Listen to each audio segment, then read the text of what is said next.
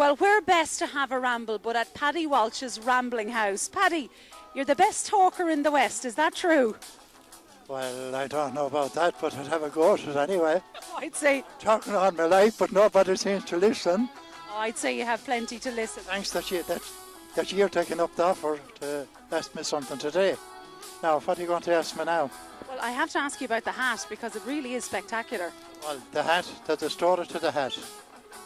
Now, my friends was over. I was in London for 10 years, right? And I was through all the sales and everything that was going on.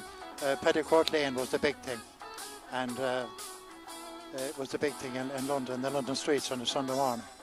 So you could pick up anything for €1 or one sterling that's in England, right?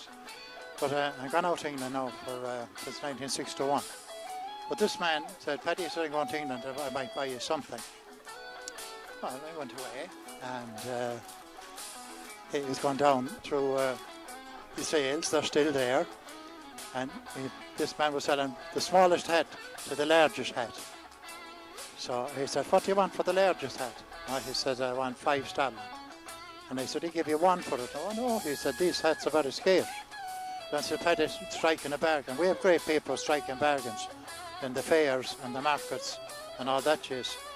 So he said, well, he said, I give you 250. And he says, fitting a very special man, he says, over in Ireland, a man called Paddy Walsh. And what does he do? From manslaughter from pitch and toss to manslaughter. Oh, Jesus, he said, he's a great fella. Right, so he said, I'll give it to you. That's how we come by the hat. Now, the hat that's on you, just to let the viewers know that I actually didn't have a hat before I sat down with Paddy, and not only were we going to have a chat, but he gave me a hat. Yes. Now, the hat that's on you, my niece was at the Niagara Falls. She's training to be an artist, and she wanted to draw Niagara Falls on their face, on their feature. So she spent 10 days there. And in Niagara, little village, there was a man selling hats again in his shop. Big hats, small hats, this hat and the other hat. So my niece went into him and said, you wouldn't have anything, she says, belong to John Wayne. Because I done a John Wayne stand-in before that. And he looked. Well, he said, I have, he said. John Wayne wore it once.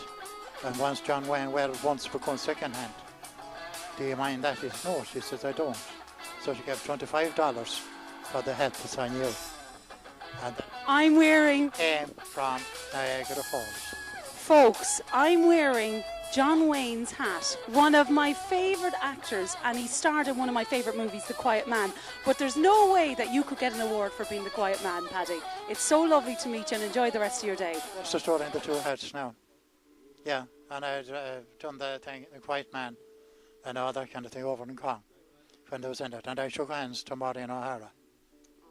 And I chased her down the road, trying to get, because the security was fierce. You're not supposed to get in there at all. So she's a fine looking fella, she said, just trying to chase. And she said, me, she said, only 90 years.